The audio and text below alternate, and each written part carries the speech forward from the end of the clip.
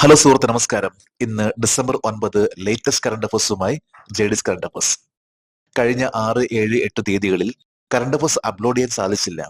കാരണം ഹെൽത്തായി ബന്ധപ്പെട്ട് ചില പ്രശ്നങ്ങൾ ഉള്ളതുകൊണ്ടായിരുന്നു ആ സമയങ്ങളിൽ അപ്ഡേറ്റ് ചെയ്യാനോ അല്ലെങ്കിൽ അപ്ലോഡ് ചെയ്യാനോ സാധിക്കാതെ വന്നത്. ഇന്ന് ഡിസംബർ 9 നമുക്ക് ഇന്നത്തെ ലേറ്റസ്റ്റ് കറണ്ട് അഫേഴ്സിലേക്ക് പോകാം. ഇന്നത്തെ ഒരു ന്യൂസ് ഹെഡിംഗ് ആണ്: Devajit Saikia was appointed as acting secretary of BCCI after Jay Shah. ജയ്ഷയ്ക്ക് ശേഷം BCCIയുടെ ആക്ടിംഗ് സെക്രട്ടറി ആയിട്ട് ദേവജിത് സൈക്കിയെ അപ്പോയിന്റ് ചെയ്തു. ഇതൊരു സ്പോർട്സ് ആയി ബന്ധപ്പെട്ട ഒരു ന്യൂസ് ഹെഡിംഗ് ആണിത്. നമുക്കതിന്റെ ഡീറ്റെയിൽസിലേക്ക് പോകാം. ജയ്ഷയ്ക്ക് ശേഷം BCCIയുടെ ഇടക്കാല സെക്രട്ടറി ആരായിരിക്കും? ദേവജിത് സൈക്കിയ. BCCIയുടെ ജോയിന്റ് സെക്രട്ടറി ആയിരുന്നു ദേവജിത് സൈക്കിയ. അദ്ദേഹത്തെയാണ് ഇപ്പോൾ ഏറ്റവും ലേറ്റസ്റ്റ് ആയിട്ട് ഇപ്പോൾ BCCIയുടെ ഇടക്കാല സെക്രട്ടറി ആയിട്ട് നിയമിച്ചിട്ടുള്ളത്. പ്രൊഫഷണലി അദ്ദേഹം ഒരു അഡ്വക്കേറ്റ് ആണ്. എന്നാൽ അദ്ദേഹം ഒരു ഫസ്റ്റ് ക്ലാസ് ക്രിക്കറ്റർ കൂടിയായിരുന്ന ദേവജിത് സൈക്കിയാണ് ഇപ്പോൾ ലേറ്റസ്റ്റ് ആയിട്ട് BCCIയുടെ സെക്രട്ടറി ആയിട്ട് നിയമിച്ചിട്ടുള്ളത്. അദ്ദേഹം ഒരു ഇന്ററിം BCCI സെക്രട്ടറിയാണ്, അതായത് ഇടക്കാല സെക്രട്ടറിയാണ്. അന്താരാഷ്ട്ര ക്രിക്കറ്റ് കൗൺസിലിന്റെ ഇപ്പോഴത്തെ ചെയർമാൻ ആരാണ്? ജയ്ഷ. ഇന്റർനാഷണൽ ക്രിക്കറ്റ് കൗൺസിൽ ICCയുടെ ഇപ്പോഴത്തെ ചെയർമാൻ ആണ് ജയ്ഷ. അദ്ദേഹമായിരുന്നു BCCI സെക്രട്ടറി. ആ ഒരു സ്ഥാനത്തേക്കാണ് ഇപ്പോൾ ജോയിന്റ് സെക്രട്ടറി ആയിരുന്ന ദേവജിത് സൈക്കിയ എത്തിയിട്ടുള്ളത്. ജയ്ഷയെ കുറിച്ച് നേരത്തെ നമ്മൾ പറഞ്ഞിരുന്നു. അദ്ദേഹം ഇപ്പോഴത്തെ ഹോം മിനിസ്റ്റർ ആയിട്ടുള്ള അമിത്ഷായുടെ മകൻ ആയിട്ടുള്ള ജയ്ഷയാണ് ICCയുടെ ചെയർമാൻ ആയിട്ട് സ്ഥാനം ഏറ്റെടുത്തിട്ടുള്ളത്. അന്താരാഷ്ട്ര ക്രിക്കറ്റ് കൗൺസിലിന്റെ ആസ്ഥാനം എവിടെയാണ്? ദുബായ്. ദുബായിലാണ് ICCയുടെ ആസ്ഥാനം. ഏതാണ്ട് 108 മെമ്പേഴ്സ് അടങ്ങുന്ന ഒരു ഓർഗനൈസേഷൻ ആണ് ദുബായിലുള്ള ICC. ഇന്ന് ഇന്റർനാഷണൽ ലെവലുള്ള 3 ഫോർമാറ്റും T20, വൺ ഡേ, ടെസ്റ്റ് മത്സരം കൺട്രോൾ ചെയ്യുന്ന ഒരു ഓർഗനൈസേഷൻ ആണ് ദുബായ് ആസ്ഥാനമായി പ്രവർത്തിക്കുന്ന ICC. അന്താരാഷ്ട്ര ക്രിക്കറ്റ് കൗൺസിലിന്റെ ആദ്യ ചെയർമാൻ ആരായിരുന്നു?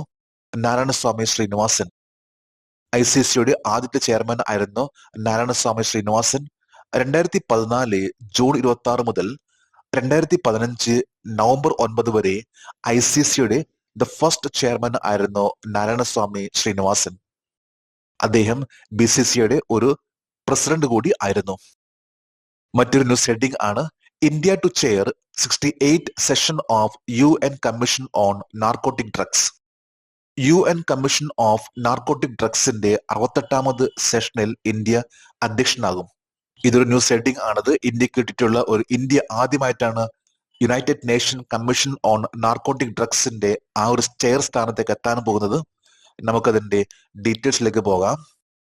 UN നാർക്കോട്ടിക് ഡ്രഗ്സ് കമ്മീഷന്റെ 68ാമത് സെഷൻ ഏത് രാജ്യത്താണ് നടക്കുന്നത്? വിയന്ന. വിയന്ന ഓസ്ട്രിയ എന്ന രാജ്യത്തിന്റെ ക്യാപിറ്റൽ ആണ് വിയന്ന. വിയന്നയിലാണ് 68ാമത്തെ യുണൈറ്റഡ് നേഷൻ നാർക്കോട്ടിക് ഡ്രഗ്സിന്റെ 68ാമത്തെ സെഷൻ നടക്കാൻ പോകുന്നത്. അടുത്ത വർഷം, അതായത് മാർച്ച് 10 മുതൽ 14 വരെയായിരിക്കുള്ളൂ വിയന്ന ഇന്റർനാഷണൽ സെന്ററിൽ വെച്ച് 68ാമത്തെ കമ്മീഷൻ ഓൺ നാർക്കോട്ടിക് ഡ്രഗ്സിന്റെ സെഷൻ നടക്കാൻ പോകുന്നത്. കമ്മീഷൻ ഓൺ നാർക്കോട്ടിക് ഡ്രഗ്സിന്റെ അധ്യക്ഷ സ്ഥാനം ഏറ്റെടുത്തത് ആരാണ്? ശംഭുകുമാരൻ. ഇന്ത്യ ആദ്യമായിട്ട് 68ാമത്തെ സെഷനിൽ ചെയർമാൻ എന്ന ആ ഒരു സ്ഥാനത്ത്, അതായത് അധ്യക്ഷ സ്ഥാനം വഹിക്കാൻ പോവുകയാണ്. അടുത്ത വർഷം മാർച്ച് 10 മുതൽ 14 വരെ വിയന്ന നടക്കാൻ പോകുന്ന ഈ ഒരു കോൺഫറൻസിലാണ് ഇന്ത്യയുടെ ശംഭുകുമാരൻ അദ്ദേഹമായിരിക്കുള്ളൂ കമ്മീഷൻ ഓൺ നാർക്കോട്ടിക് ഡ്രഗ്സിന്റെ ആ ഒരു കോൺഫറൻസിൽ ചെയർമാൻഷിപ്പിലേക്ക് വരുന്നത്, അതായത് അധ്യക്ഷ സ്ഥാനത്തേക്ക് വരുന്നത്. ഇന്ത്യ ആദ്യമായിട്ടാണ് ഇത്തരത്തിലുള്ള ഒരു സ്ഥാനത്തേക്ക് എത്തുന്നത്. United Nation narcotic drugs commission ഏത് UN സംഘടനയുടെ കീഴിലാണ് വരുന്നത്? സാമ്പത്തിക സാമൂഹിക കൗൺസിൽ, ഇക്കോസോക്.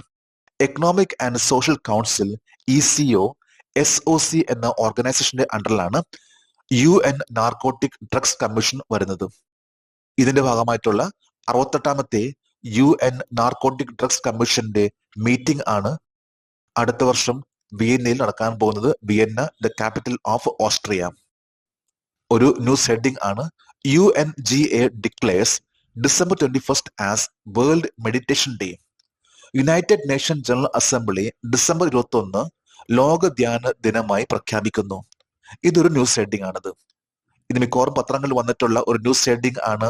അതായത് United Nation General assembly December 21 world meditation day ആയിട്ട് പ്രഖ്യാപിച്ച കാര്യം നമുക്കതിന്റെ ഡീറ്റെയിൽസിലേക്ക് പോകാം.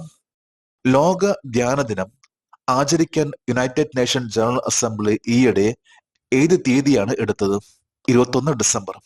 വരാൻ പോകുന്ന December 21 ഇത് വേൾഡ് മെഡിറ്റേഷൻ ഡേ, അതായത് ലോക ധ്യാന ദിനം ആയിട്ട് ആചരിക്കാൻ യുണൈറ്റഡ് നേഷൻ ജനറൽ അസംബ്ലി പ്രഖ്യാപിച്ചു.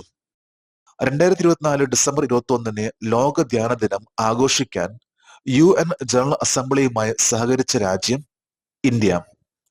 ഇപ്പൊ ഇന്ത്യയാണ് ഈ ഒരു പ്രോഗ്രാമിന് വേണ്ടി പ്രപ്പോസൽ നൽകിയിട്ടുള്ളത്. അതായത് വരുന്ന December 21 ലോക ധ്യാന ദിനം വേൾഡ് മെഡിറ്റേഷൻ ഡേ ആയിട്ട് പ്രഖ്യാപിക്കുന്നതിനെ കുറിച്ച് യുണൈറ്റഡ് നേഷനിലെ പ്രപ്പോസൽ നൽകിയിട്ടുള്ളത്. ഇത് പ്രകാരമാണ് ഇപ്പോൾ ലേറ്റസ്റ്റ് ആയിട്ടുള്ള ഒരു തീരുമാനം, അതായത് വരുന്ന 21 ഡിസംബറിനെ വേൾഡ് മെഡിറ്റേഷൻ ഡേ ആയിട്ട് പ്രഖ്യാപിച്ചിട്ടുള്ളത്. ഏത് വർഷമാണ് December 21 ലോക ധ്യാന ദിനമായി ആചരിക്കാൻ UN ജനറൽ അസംബ്ലി തീരുമാനിച്ചത്? 2024. ഇപ്പൊ ഈ വർഷം മുതലാണ് വേൾഡ് മെഡിറ്റേഷൻ ഡേ, അതായത് ലോക ധ്യാന ദിനം ആയിട്ട് ആചരിക്കാൻ യുണൈറ്റഡ് നേഷൻ തീരുമാനിച്ചിട്ടുള്ളത്. June 21 വേൾഡ് യോഗ ഡേ ആണ്. ഇപ്പൊ കൃത്യം 6 മാസം കഴിഞ്ഞാൽ December 21 ഇത് വേൾഡ് മെഡിറ്റേഷൻ ഡേ ആണ്. അതായത് 6 മാസം മുമ്പുള്ള യോഗ ഡേ, അതും ഇന്ത്യയാണ് പ്രപ്പോസൽ നൽകിയിട്ടുള്ളതും. അതിനുശേഷം വരുന്ന 6 മാസം കഴിഞ്ഞിട്ട് വരുന്ന December 21 വേൾഡ് മെഡിറ്റേഷൻ ഡേ, ഇതും ഇന്ത്യ തന്നെ പ്രപ്പോസൽ നൽകിയിട്ടുള്ള ഒന്നായിരുന്നു. മറ്റൊരു ന്യൂസ് ഹെഡിംഗ് ആണ് Indira Gandhi peace prize to be conferred on Michelle Bachelet. Indira Gandhi സമാധാന പുരസ്കാരം മിഷേൽ ബാഷ്ലെറ്റിനെ. അവാർഡായി ബന്ധപ്പെട്ട ഒരു കറണ്ട് അഫയേഴ്സ് ആണ്. വളരെ പ്രധാനപ്പെട്ട ഒരു അവാർഡ് ആണ് ഇന്ദിരാഗാന്ധി പീസ് പ്രൈസ്. നമുക്കതിന്റെ ഡീറ്റെയിൽസിലേക്ക് പോകാം. 2024 സമാധാനത്തിനും നിരായുധീകരണത്തിനും വികസനത്തിനുമുള്ള ഇന്ദിരാഗാന്ധി പുരസ്കാരം ആർക്കാണ് ലഭിച്ചത്? Veronica Michelle Bachelet Jeria. Veronica Michelle Bachelet Jeria എന്ന വ്യക്തിക്കാണ് 2024 സമാധാനത്തിനും നിരായുധീകരണത്തിനും വികസനത്തിനുമുള്ള ഇന്ദിരാഗാന്ധി പുരസ്കാരം ലഭിച്ചിട്ടുള്ളത്. അതായത് Indira Gandhi prize for peace, disarmament and development 2024. 2024 സമാധാനത്തിനും നിരായുധീകരണത്തിനും വികസനത്തിനുമുള്ള ഇന്ദിരാഗാന്ധി സമ്മാനം നേടിയ വെറോണിക്ക മിഷേൽ ബാച്ച്ലെറ്റ് ജെറിയ ഏത് രാജ്യക്കാരിയാണ്? ചിലി.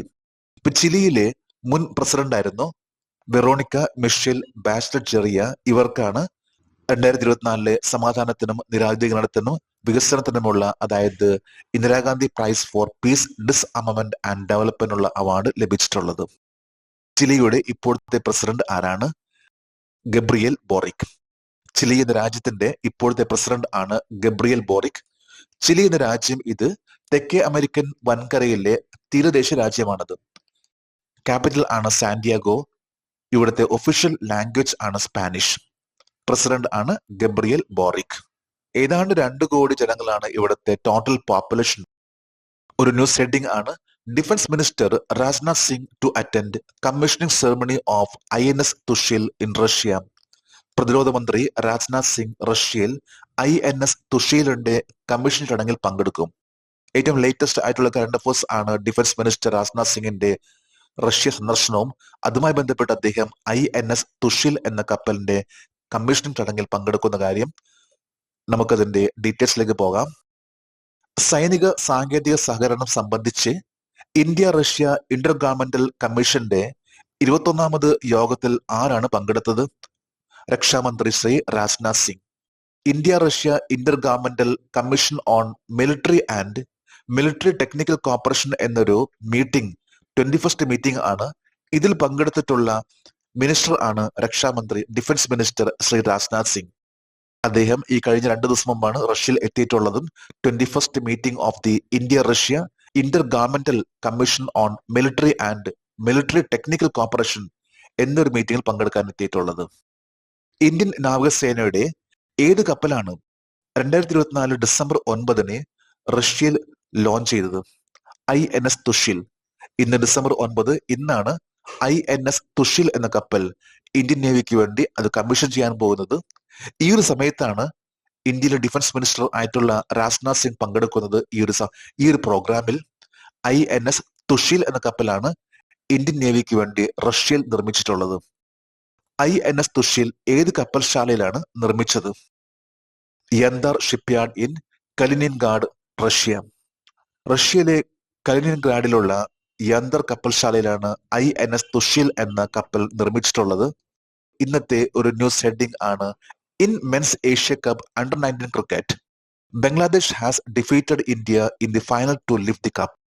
പുരുഷന്മാരുടെ ഏഷ്യ കപ്പ് അണ്ടർ 19 ക്രിക്കറ്റിൽ ബംഗ്ലാദേശ് ഫൈനലിൽ ഇന്ത്യയെ പരാജയപ്പെടുത്തി കപ്പ് ഉയർത്തി. ഇപ്പൊ ഏറ്റവും ലേറ്റസ്റ്റ് ആയിട്ടുള്ള ഒരു സ്പോർട്സ് വാർത്തയാണ്. അതായത് മെൻസിന്റെ ഏഷ്യ കപ്പ് അണ്ടർ 19 ക്രിക്കറ്റിൽ ഇന്ത്യയെ പരാജയപ്പെടുത്തിക്കൊണ്ട് ബംഗ്ലാദേശ് കപ്പ് കരസ്ഥമാക്കി. ഇത് സ്പോർട്സ് ആയി ബന്ധപ്പെട്ട ഒരു കറണ്ട് അഫയേഴ്സ് ആണ്. നമുക്കതിന്റെ ഡീറ്റെയിൽസിലേക്ക് പോകാം. ദുബായിൽ നടന്ന under 19 Asia cup 2024 cricket final മത്സരത്തിൽ ഏത് ടീമിനെതിരെയാണ് ഇന്ത്യ പരാജയപ്പെട്ടത്? ബംഗ്ലാദേശ്. ഏറ്റവും ലേറ്റസ്റ്റ് ആയിട്ട് വാർത്തയാണ്. അതായത് ദുബായിൽ നടന്നിട്ടുള്ള അണ്ടർ 19 ഏഷ്യ കപ്പ് ഈ മത്സരത്തിൽ ഇന്ത്യ പരാജയപ്പെടുത്തിക്കൊണ്ട് ഫൈനൽ മത്സരത്തിൽ ബംഗ്ലാദേശ് വിജയിച്ചു. അണ്ടർ 19 ഏഷ്യ കപ്പ് ക്രിക്കറ്റ് മത്സരത്തിൽ ഇന്ത്യ എത്ര തവണ വിജയിച്ചു? 8 തവണ. 8 പ്രാവശ്യം വിജയിച്ചിട്ടുള്ള, ഏറ്റവും കൂടുതൽ വിജയിച്ചിട്ടുള്ള ഒരു ടീം എന്ന് പറയുമ്പോൾ അത് ഇന്ത്യൻ ടീം ആണ്. എന്നാൽ ഏറ്റവും ലേറ്റസ്റ്റ് ആയിട്ടുള്ള 2024 ദുബായിൽ നടന്നിട്ടുള്ള ഈ മത്സരത്തിൽ, ഫൈനൽ മത്സരത്തിൽ ഇന്ത്യ ബംഗ്ലാദേശിനോട് പരാജയപ്പെട്ടു. അണ്ടർ 19 ഏഷ്യ കപ്പ് 2023 നേടിയ ക്രിക്കറ്റ് ടീം ഏത്? ബംഗ്ലാദേശ്. കഴിഞ്ഞ വർഷം ബംഗ്ലാദേശ് ആണ് ഈ ഒരു മത്സരത്തിൽ വിജയിച്ചിട്ടുള്ളത്. ലേറ്റസ്റ്റ് ആയിട്ട് പറയുമ്പോൾ ഈ പ്രാവശ്യം ഈ മത്സരത്തിൽ വിജയിച്ചിട്ടുള്ള ബംഗ്ലാദേശ് ആണ്. 1989 ബംഗ്ലാദേശ് അണ്ടർ 19 ഏഷ്യ കപ്പ് ആ മത്സരം ഹോസ്റ്റ് ചെയ്തിട്ടുള്ളത്, ആ മത്സരം നടത്തിയിട്ടുള്ളത്. ആ മത്സരത്തിൽ ഇന്ത്യയാണ് വിജയിച്ചിട്ടുള്ളത്. ശ്രീലങ്ക റണ്ണേഴ്സ് അപ്പ് ആണ്. അതിനുശേഷം തുടർച്ചയായിട്ട് 4 പ്രാവശ്യം ഇന്ത്യ തന്നെ വിജയിച്ചു. 2017 ആണെങ്കിൽ അഫ്ഗാനിസ്ഥാൻ ആണ് വിജയിച്ചിട്ടുള്ളത്. ഒരു ന്യൂസ് ഹെഡിംഗ് ആണ്: Indian origin Scottish artist Jasleen Kaur has won the prestigious Turner prize 2024 for her exhibition altar altar. Indian വംശജയായ സ്കോട്ടിഷ് കലാകാരി ജസ്ലിൻ കൗർ തന്റെ അൽട്ടാർ അൽട്ടർ എന്ന പ്രദർശനത്തിന് 2024 പ്രശസ്തമായ ടർണർ പ്രൈസ് നേടി. ഇത് UK ബന്ധപ്പെട്ട ഒരു അവാർഡ് ആണ്. ആ ഒരു അവാർഡിൽ ഇന്ത്യൻ ഒറിജിൻ സ്കോട്ടിഷ് ആർട്ടിസ്റ്റ് ആയിട്ടുള്ള ജസ്ലിൻ കൗർ വിജയിച്ചു. തന്റെ അൽട്ടർ അൽത്താർ എന്ന എക്സിബിഷനിലാണ് ടേണർ പ്രൈസ് എന്ന പ്രൈസ് നേടിയിട്ടുള്ളത്. നമുക്ക് അതിന്റെ ഡീറ്റെയിൽസിലേക്ക് പോകാം. 2024 ബ്രിട്ടന്റെ അഭിമാനകരമായ ടേണർ പ്രൈസ് ഇന്ത്യയിൽ നിന്ന് ആരാണ് നേടിയത്? ജസ്ലിൻ കൗർ. ബ്രിട്ടൻ നൽകുന്ന ഒരു അവാർഡ് ആണ്, ഒരു പ്രൈസ് ആണ് ടേണർ പ്രൈസ്.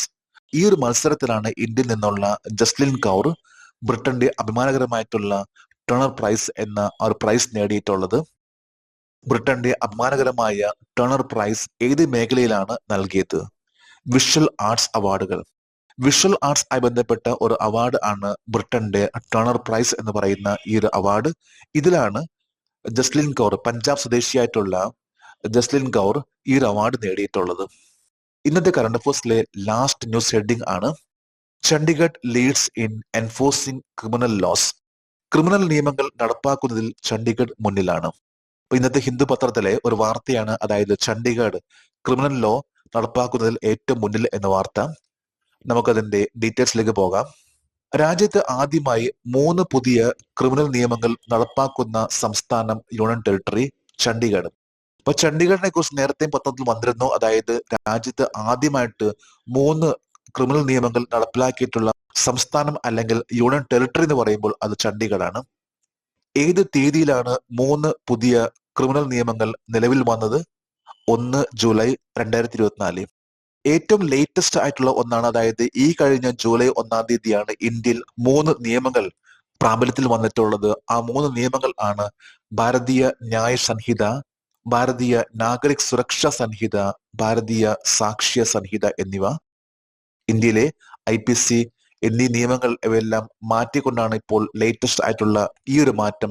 ഇതനുസരിച്ച് യൂണിയൻ ടെറിട്ടറി അല്ലെങ്കിൽ സ്റ്റേറ്റിൽ ഏറ്റവും മുന്നിൽ നടപ്പിലാക്കിയിട്ടുള്ള സംസ്ഥാനം എന്ന് പറയുമ്പോൾ അത് ചണ്ഡീഗഡ് ആണ്.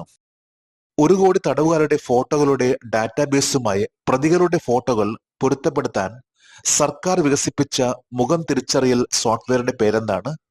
ചിത്രകോച്ചി. ഇപ്പൊ ഗവൺമെന്റ് ഓഫ് ഇന്ത്യയുടെ ഒരു ഫേഷ്യൽ ഡിറ്റക്ഷൻ ആയിട്ടുള്ള ഒരു സോഫ്റ്റ്വെയർ ആണ് ചിത്രകോച്ചി. അപ്പൊ ചിത്രകോച്ചി എന്ന സോഫ്റ്റ്വെയർ ഇത് ഏതാണ്ട് 1 കോടി തടവുകാരുടെ അവരുടെ ഫോട്ടോ അവർ ഡാറ്റാബേസ് ആയിട്ട് വെക്കുകയും ഏറ്റവും ലേറ്റസ്റ്റ് ആയിട്ടുള്ള ഏതെങ്കിലും ക്രൈംസ് നടക്കുകയാണെങ്കിൽ ഇവരുമായി ബന്ധപ്പെട്ട് ഇവരുമായിട്ടുള്ള ആ ഒരു ഫേഷ്യൽ ഡിറ്റക്ഷൻ നടത്തുന്നതിന് വേണ്ടി ഉപയോഗിക്കാറുണ്ട്. ഇത്തരത്തിലുള്ള ഒരു സോഫ്റ്റ്വെയർ ആണ് ചിത്രകോച്ചി. ഇത് സർക്കാരിന്റെ ഒരു ഫേഷ്യൽ റെക്കഗ്നൈഷൻ ചെയ്യുന്നതിന് വേണ്ടിയുള്ള ഒരു സോഫ്റ്റ്വെയർ ആണത്. അപ്പൊ നമ്മളിന്ന് 24 ക്വസ്റ്റ്യൻസ് കറണ്ട് അഫേഴ്സും അതുമായി ബന്ധപ്പെട്ട GK ആണ് ഇന്നിവിടെ അപ്ഡേറ്റ് ചെയ്തിട്ടുള്ളത്. നമ്മൾ ഓരോ പ്രാവശ്യം ഇതുപോലെ തന്നെ അപ്ഡേറ്റ് ചെയ്ത് പോവുകയാണെങ്കിൽ നമുക്ക് ഓരോ പരീക്ഷകളിലും എവിടെയും നന്നായിട്ട് പെർഫോം ചെയ്യാൻ സാധിക്കും. ജേഡീസ് കറണ്ട് അഫേഴ്സിന്റെ ഇന്നത്തെ ഈ വീഡിയോ കണ്ടിട്ട് ഇഷ്ടപ്പെട്ടെങ്കിൽ ഈ ചാനൽ സബ്സ്ക്രൈബ് ചെയ്യാനും ഷെയർ ചെയ്യാനും മറക്കരുത്. നമുക്ക് നാളെ വീണ്ടും പുതിയ കറണ്ട് അഫേഴ്സുമായിട്ട് കാണാം. Thank you very much.